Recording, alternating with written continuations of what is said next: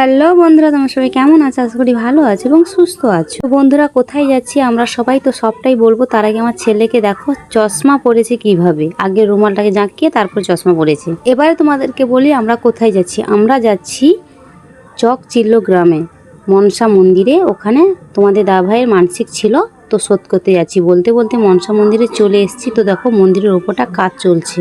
এই মন্দিরে কিন্তু অনেক নাম ডাক, যাদের বিয়ে হয় না তাদের বাড়ির লোকজন এখানে এসে মানত করে যায়, বর বউর পুতুল গড়ে দিয়ে যাবে। এছাড়াও যাদের বাচ্চা কাচ্চা হয় না বা বাছুর হয় না, বাছুর হয়ে মারা যায়, এই সব কিছু মানত করে দিয়ে যায়।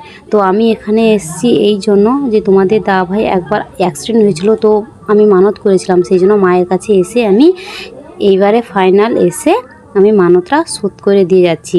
তো বন্ধুরা, সবাই ভালো থাকবে, সুস্থ থাকবে, আর মা মনসার কৃপায় তোমাদের সবার ভালো হোক, সবাই সুস্থ থাকো, তো সবারই সময় দিন ভালো কাটুক।